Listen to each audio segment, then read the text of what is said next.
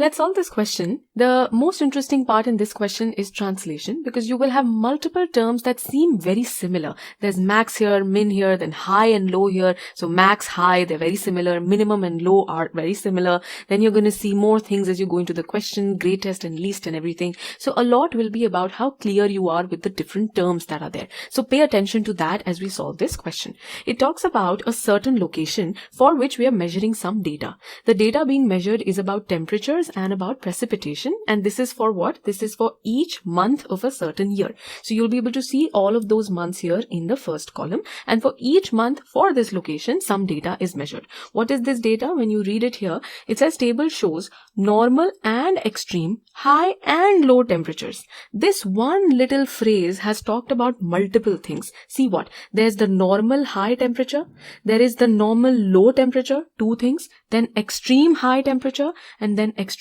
low temperature. So 4 quantities mentioned in just a single phrase. See how important this is.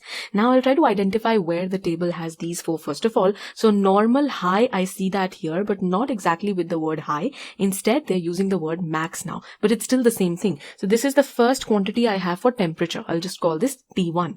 Then we had normal low. This has been given as normal minimum instead of low, but it means the same thing. See how we're using translation for a new thing this time. We have to draw connections that high said as max is also the same thing. You should not be confused with these things, because it's pretty natural to have small change when you come to a table column, the headers of the tables versus the text. Then you see extreme high and extreme low. These are exactly mentioned here. So these are the third and the fourth quantities for temperature. See, again, now when you see further, it talks about precipitation, and this time it talks about normal and maximum amounts of precipitation. So 2 things. One is your normal precipitation, one is maximum. So this time, let me see where I can identify the 2 quantities. You will clearly see them with exact column headers. So this is easier. So this is your precipitation value 1. This is value 2. So overall, you're tracking these 6 values for every single month. Okay. You can take a random example here to understand this. For example, in June, what is the normal daily minimum temperature? It's 10 degrees Celsius. In September, what is the maximum precipitation? Come here. It's 17.8 centimeters. Similarly, you can read every single entry. Now at this stage, I will not go too deep into these and take further values, try to differentiate, because we'll do things based on what the question wants us to do. So at this stage, we'll go into the questions since we've understood the data set well. Here is your question. You have 3 statements here, and each of these statements you have to evaluate one by one. You're going to select yes for a certain statement if it is accurate based on all of the information that is given to us in the table. So what we'll do is we will pick up one statement at a time. We'll try to evaluate this. We'll build an approach on how to evaluate. Then we'll go in the table and simply see if it's accurate or not. Okay. So first, let's go into the first statement here. Let's read this. This says the 3 months with the greatest normal daily minimum temperatures also have something else. What's the something else? Greatest normal daily maximum temperatures. Okay, this is confusing. You can just see how all of the words feel so similar. But be careful, break it down nice and slow, and it's not difficult at all.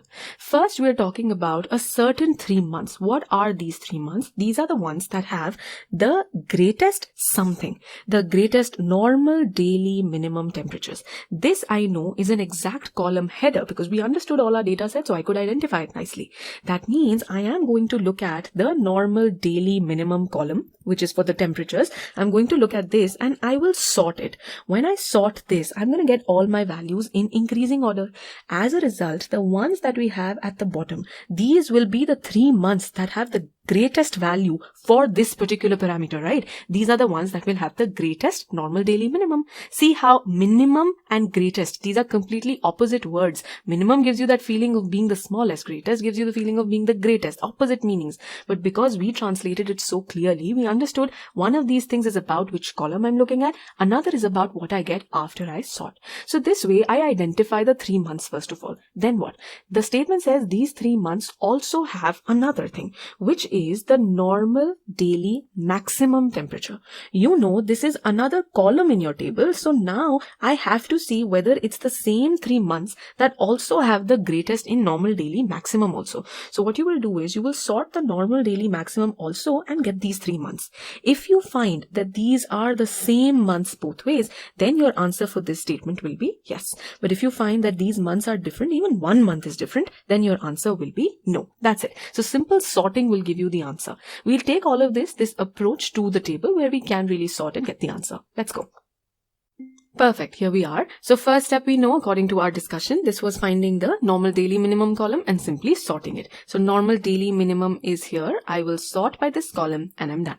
Now I look at the greatest 3 values are down here. What are the months where I have it? July, September, August. So I have to see whether it's the same months later on. Now if I directly sort by normal daily maximum, this order I will miss. So I have to make sure that I take a note of what these 3 months are. Instead of taking it as July, September, August, write this as July, August, September, because that's the natural order of these months and it'll be easy for you to remember also. Now I will sort by the other column, which is your normal daily maximum column, and let's see what are the greatest values here. When I see it's July, August, September, it's exactly the same 3 months. You see, these are exactly what we wrote here. So yes, these are the same months. My answer to the first statement is here already. Let's go and mark. And here we're done. So see how easy it was to go into the data and use the data once our approach was solid. This is how you always need to build your approach first. If you found the analysis of this dataset helpful, then hit that like button so that other GMAT aspirants can also learn from it. And to stay tuned with such content, hit the subscribe button below. Now, to take your learning to the next level, we have put together a free trial in which you can experience content in all the sections tested on GMAT Focus Edition. For example, you can build your CR pre-thinking skills, you can learn how to approach statistics questions in graphics interpretation as part of DI, you can learn everything about linear inequalities as tested on the GMAT Focus Edition, and a lot of other content. The link for this is in the description. Now, let's get back to the question at hand. Now let's look at the second statement. Here it says the 3 months with the greatest maximum amounts of precipitation also have something else. So very similar structure. You're again going to take a different column. This time though, you will take the maximum precipitation column. You will sort it. You will get the greatest 3 months. You will get a list of 3. Then you have to see whether they also have the least extreme high temperatures. So second column I'm looking at is the extreme high temperature. But this time I'm not saying the greatest both ways. Notice how in the previous statement, both things were greatest and greatest. So both of them were sorted the same way and I looked at the greatest values at the end. But this time the difference is that in one case I'm taking greatest here, in the other case I'm saying the least values here, which means after I sort my values, actually the 3 months here will come on top. These are the least that I have to look at. Now if these months are the same, these 3 months here, then I'm going to mark a yes to this statement. But if they are different, then we will mark no. Okay, simple criteria, same story, just be careful about greatest, least. Wordplay is heavy here. So I'll take all of this to my Excel and let's work on it. Perfect. First step, sort by maximum precipitation. So I'll find that column here. This is the last one. We'll sort by this one and find where I have the greatest. So greatest values are here at the bottom and the months are November, December, January. These are in the natural order. So I'll write them this way only. And now we'll sort by the other column, the extreme high temperatures, which is where here. So let's sort by this one, see where I get the least values. Notice least are here on top. And what are the 3 months? It's Jan, December and March. It's not the same months. And because of that, I have no for my answer. Very quick to get to the answer. So coming back here, we mark no and move to the third and the final statement. At this point, let me ask you this. Could you have arrived at the approach of solving this question with this level of clarity had you not spent the effort in thoroughly understanding the information presented? Such is the power of the process of owning the dataset. And because this skill may not come naturally to many of you, we have created a course architecture that ensures that we teach you this skill through every guided quiz in the e-GMAT DI course, and we reinforce the same in every practice quiz. In fact, in the table analysis modules in the GITA course, we teach you how to get comfortable with the table so that you can process it in the most efficient way. We serve more than 65 specially curated questions at the right progression so that you learn various aspects of the table analysis questions, including the process skills of inference, translate, and visualize. Thus, throughout the DI course, through around 500 questions, you will learn such process skills so that you can also comfortably use the owning the dataset approach. Let's now get back to the solution at hand. Okay, let's read this carefully. Again, we'll build our approach. The 4 months with least normal amounts of precipitation also have greatest normal daily minimum. It's exactly the same structure, so you still have to do the same thing. I'm just going to write it and show it to you. Here we go. We'll identify which 4 months have the least normal precipitation by sorting, finding the top 4. Then we'll sort by the normal daily minimum. We'll find the greatest 4. If these are the same months, yes, otherwise no. Let's just get into the table. Alright, here we are. Let's just get into action. Normal precipitation, we'll sort this way to find the least 4. Least 4 values are here on top. Your months are July, August, June, September. Not the natural order, not easy for me to remember. Instead, I'm going to write this as June, July, August, September. Perfect order, so I'll be able to keep them in mind also. Simply, when you're taking notes, you shouldn't even write all the months. You should write June to September because we had a continuous list. Of course, if that doesn't happen, then you'll have to write properly what all the months are. But this will be faster for me because here I have it in that order. Normal daily minimum is my second column, this one, and I'll sort this to find the greatest ones here.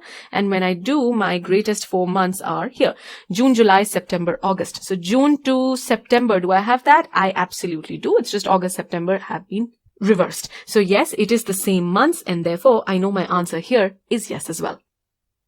With that, we are done with this question. Let's nicely summarize this. How did we begin this? By understanding everything that was given to us, carefully understanding the data set, how many quantities were given, all 6 of them. We were careful to find out all 6 of these on the table. We took examples to make sure that we were comfortable with reading this. And then when we went into our statements one by one, it was the same structure every single time, where you were required to sort by any one column, find the greatest or the least in each case, then sort by another column to see if you had the same months that had the least or the greatest. So the language kept changing: greatest, minimum, maximum. Then in the second one, when you went, you had greatest, least. This is about precipitation temperature. Here we compared 2 different kinds of quantities. Here again, it was precipitation temperatures. You compared least with greatest, normal, minimum. Mainly it was wordplay because the approach always remained the same. Your standard structure of how to solve remained the same. Own the data set completely. Translate things nice and slow. Be open to sometimes your column headers being different from exactly what's there in the text. Do that little bit of translation to make them identical.